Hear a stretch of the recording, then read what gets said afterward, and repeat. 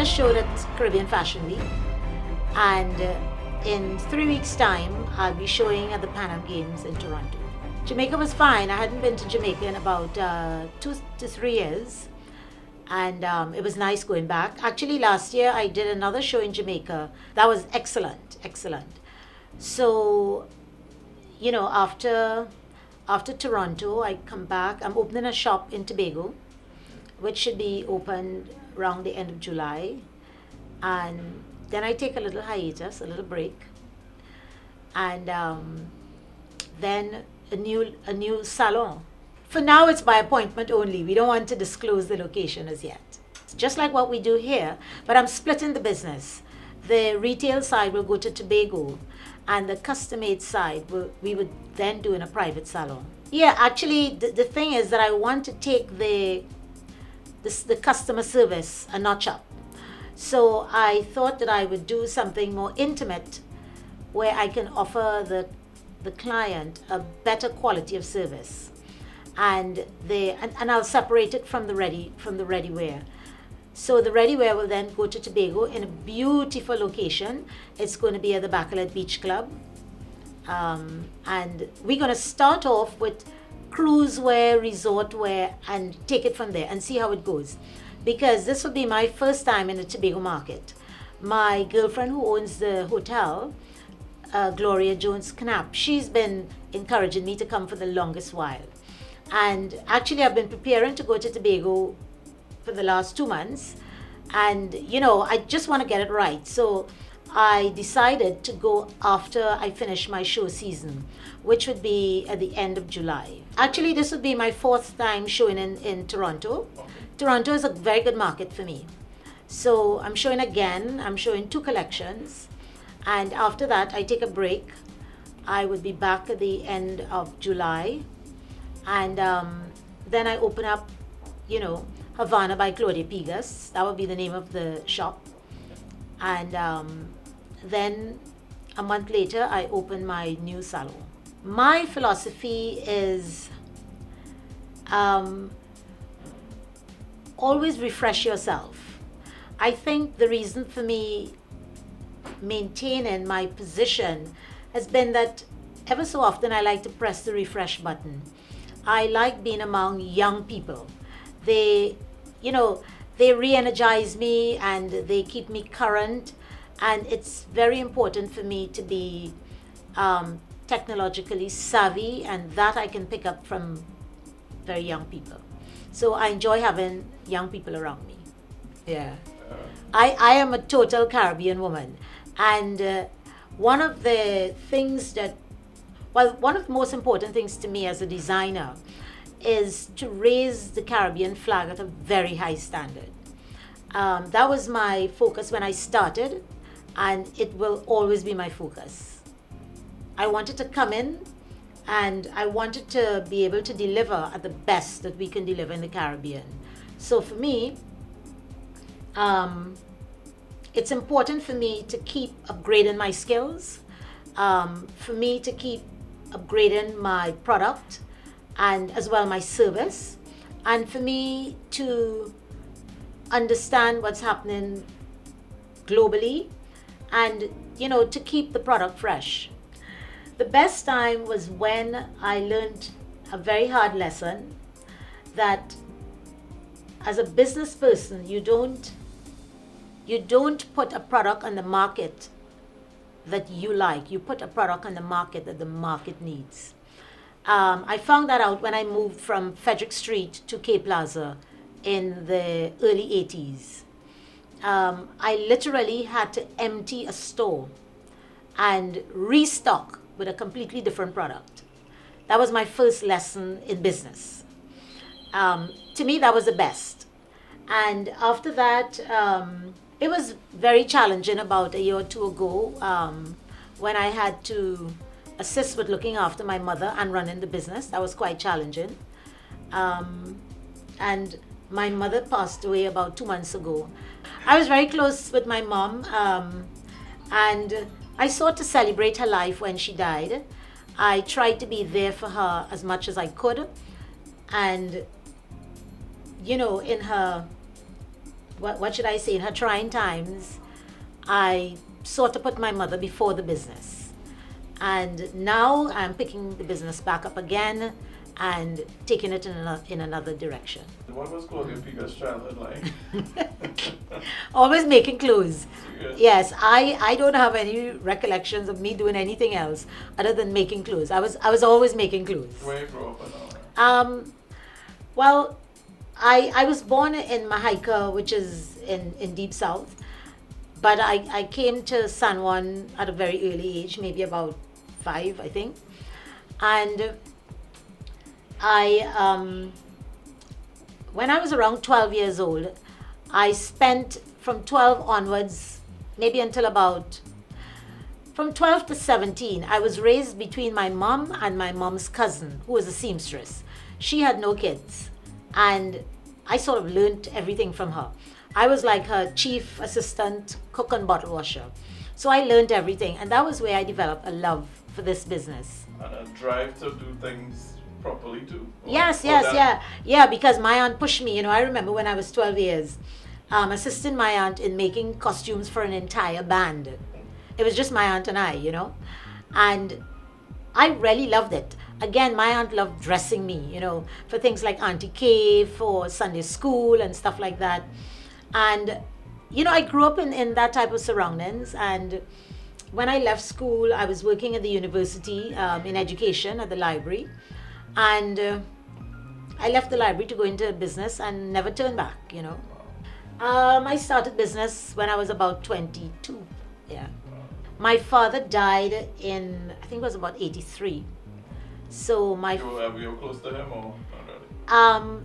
I was closer to my mom, but I was closer to my mom as an adult, but as a child I was closer to my aunt.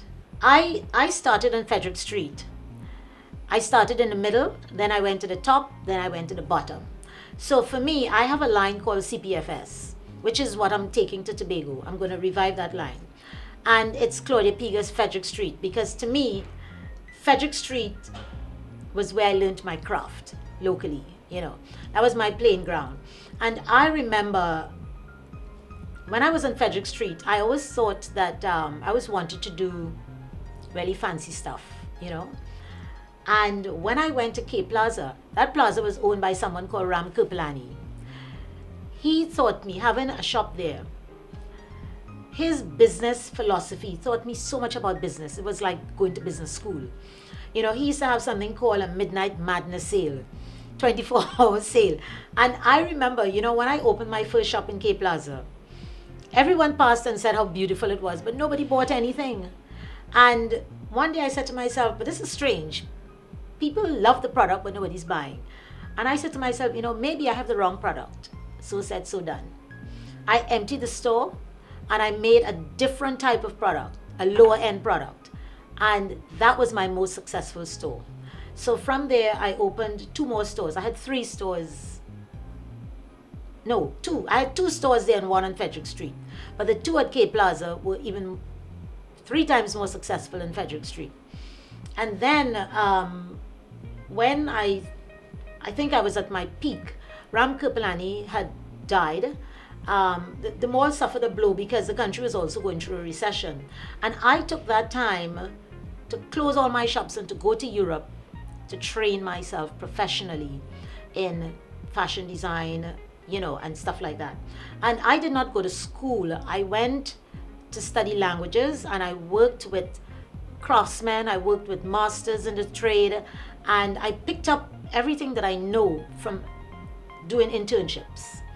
I came back to Trinidad and I haven't turned back since, But I really love what I do, and this is what I want to do.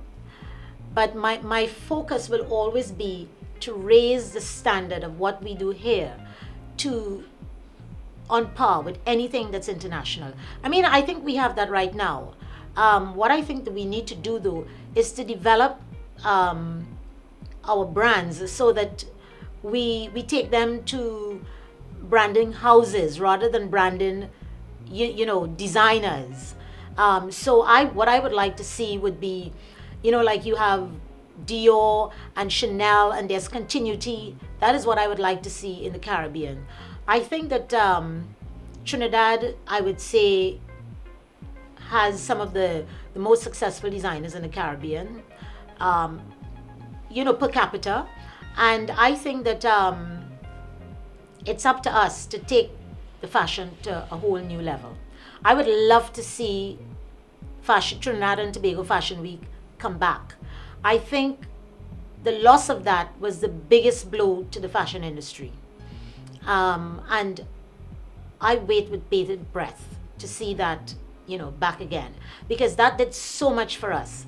I remember the first time, and this is not, I'm not endorsing anyone or pushing anyone, but I remember the first fashion week we had. It was, I think, at Adam Smith Square. Good.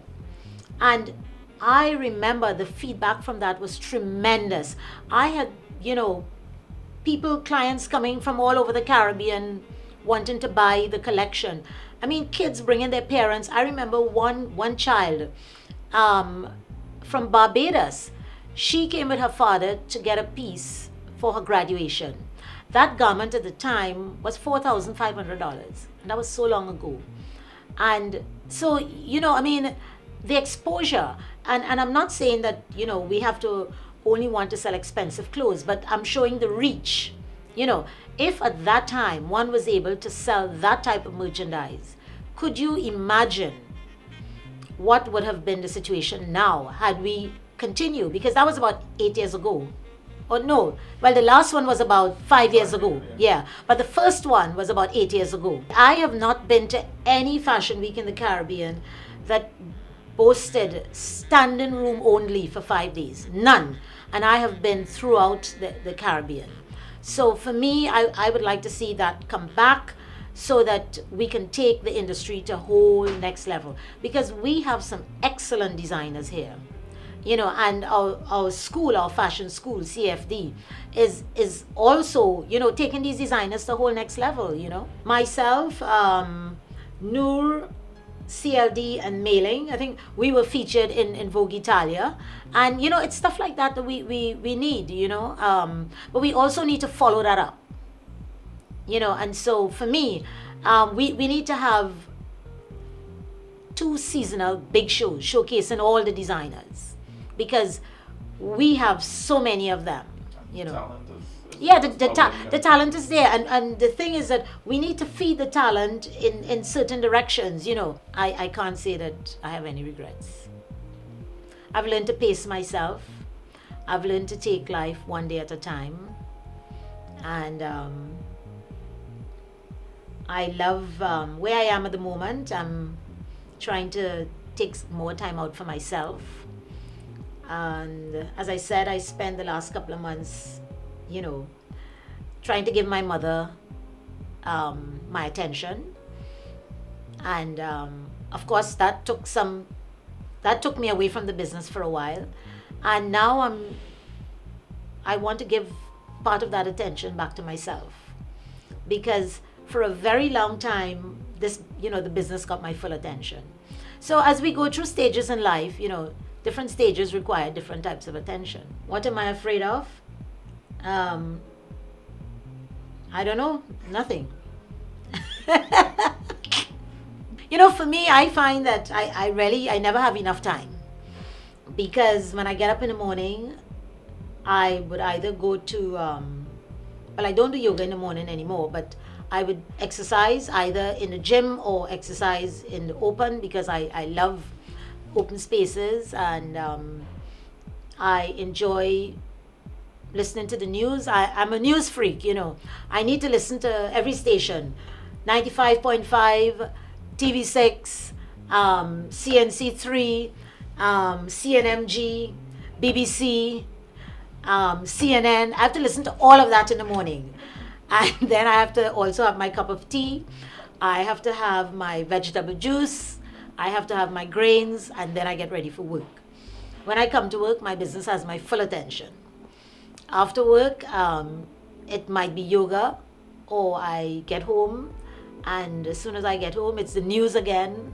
91.9, 95.5, CNMG, TV6, CNN, CNC3. Yeah, and BBC and everything, and I try to get in some reading. I have an office at home now, so I try to do a little work, and there we go again. Traveling. I love traveling. I love, I'm looking forward to taking a little break, as I said, before I open my salon. So in between setting up Tobago and opening my salon, I'm looking forward to taking a little break. I long to go back to Europe for a little bit. I would like to spend my next 6 months between Europe and Trinidad, because I think it's important for me at this stage to press the refresh button. I would like to go back to Germany, to Paris, to London, to look at what's happening, to refresh my creativity, to smell the roses, and to come back again.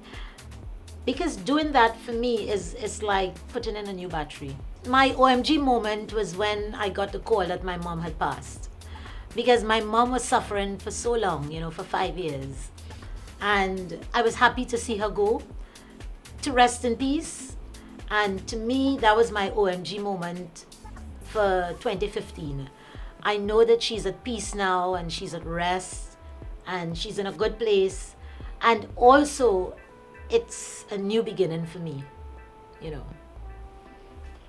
So it sounds sad, but in a way, it's a happy moment for me, because I cherished the moments that I spent with her. I learned so much, I learned how to prepare for the inevitable.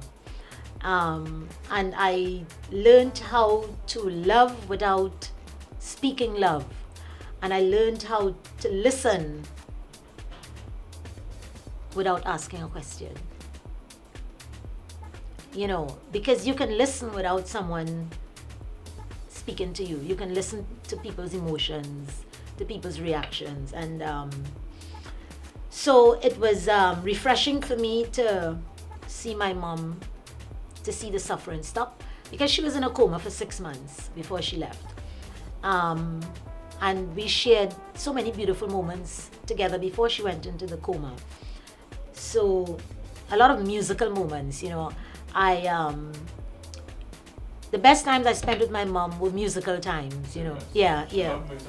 Yeah, we used to sit down at nights and play all these music, all these tunes, And so on my YouTube channel, I had a channel called Mommy, which I played for her funeral. It was very intimate, and it was a celebration. It was not, this long drawn out crying, screaming. No.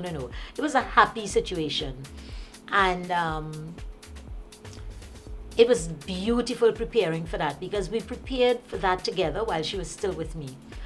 And now that she's gone, that energy I can give back to myself. And so I feel now that I need to press the refresh button and come again. And I don't think that you've seen the best of Claudia Pegus as yet.